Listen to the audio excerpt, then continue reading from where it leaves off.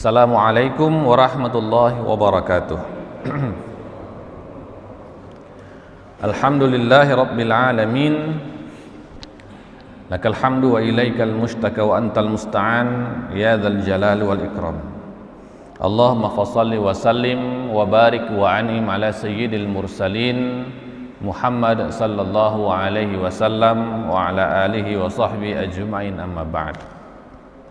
Alhamdulillah, yang sama-sama kita hormati pengurus Masjid Nurul Iman, alim ulama, tokoh masyarakat, bapak-bapak, ibu-ibu yang insyaallah kita semua dirahmati Allah Subhanahu wa taala, diberikan hidayah olehnya sehingga kita bisa melaksanakan salah satu pelaksanaan solat yang paling berat dengan cara yang paling berat.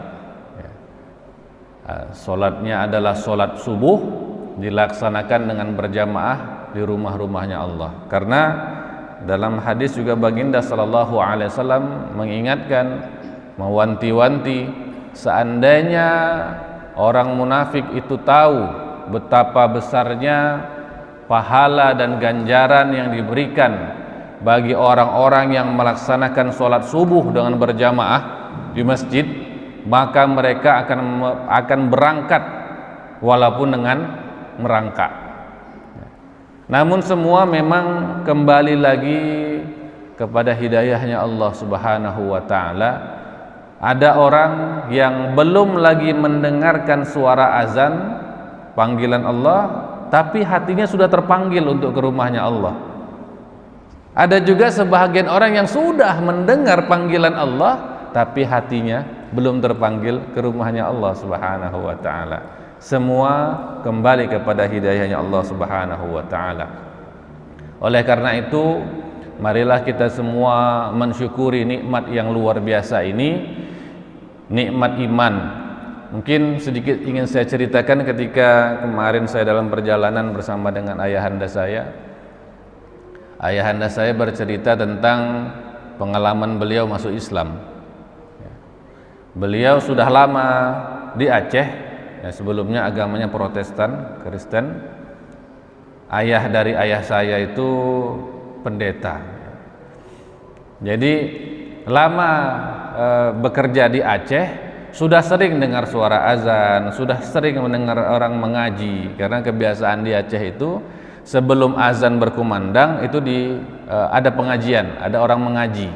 Tapi orang yang mengaji dulu pada masa dulu. Dulu belum ada handphone yang ada MP3-nya. Jadi yang mengaji itu orang. Kalau zaman sekarang kan yang mengaji itu HP, enggak HP MP3. Beda, Pak, Bu, beda. Jangan disamakan mengaji orang dengan mengaji MP3. Walaupun yang mengaji MP3 ini adalah Imam Sudais. Beda. Yang dapat pahala itu adalah orang yang mengaji, orang yang mendengarkan suara ngaji, bukan dengar suara MP3. Salah. Buktinya apa? Ada salah seorang jemaah saya, ini rumahnya ada gangguan lah, ada jinnya. Jadi karena takut, ini takut ini malam ini ada gangguan lagi, dihidupkanlah MP3. Makin dihidupkan MP3 murattal itu makin menjadi jinnya. Kenapa? Yang ngaji MP3, bukan orang. Jadi beda.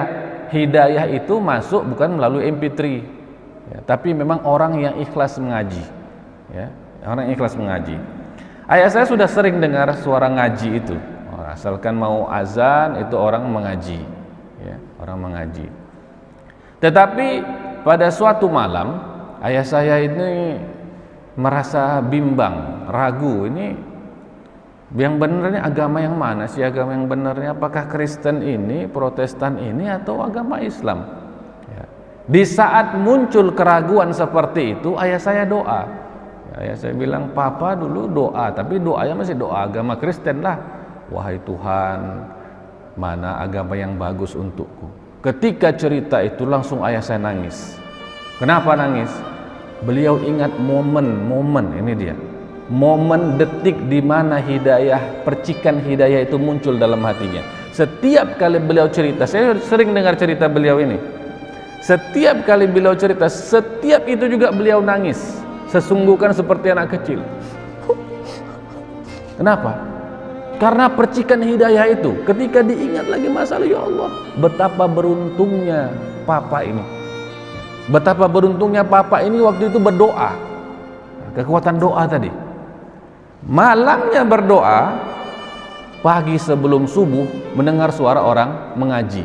Disitulah hidayah itu mulai bekerja. Dengar suara orang mengaji kok lain ini. Ngajinya lebat, tiap hari dengar ngaji, tapi kali ini ketika mendengar lain. Hati itu serasa pilu, dada itu serasa sesak, ya. Kok bawaannya nangis dengar suara ngaji itu. Akhirnya saya menganggap kenapa ini ya? Ini mungkin baper, terbawa perasaan. Hari berlalu, keesokan harinya terbangun lagi sebelum subuh. Bangun lagi sebelum subuh, dengar lagi orang mengaji, nangis, lebih sesak dari sebelumnya, makin sesak. Tapi ya anggapannya sama, ini baper ini, terbawa perasaan aja. Akhirnya hari yang ketiga tuh bangun lagi, lebih sesak lagi, nggak tahan. Saya bilang, akhirnya papa nggak tahan. Lalu papa teringat tentang doa papa malam itu. Nah itu kata ayah saya, jangan-jangan inilah jawaban dari Tuhan tentang agama yang benar itu. Maka pagi itu ayah saya mendatangi Tengku di masjid tadi, dirembukkan, ditanya apakah ada paksaan, barulah beliau bersyahadat. Jadi yang membedakan Bapak Ibu sekalian itu bukan bacaan Qur'annya, yang membedakan bukan lantunan azannya, tetapi yang membedakan adalah hidayah dari Allah Subhanahu wa ta'ala. Tergantung masing-masing kita. Termasuk dalam kita mengaji seperti ini, ada yang ikut pengajian, pulang pengajian tambah taat. Ya Allah, tadi saya dengar begini, takut saya akan azabnya Allah. Ya Allah, saya dengar pengajian tadi, saya berazam, saya berniat kalau nanti saya meninggal, saya bagikan harta ke anak-anak sesuai hukum waris. Ada yang begitu, ada.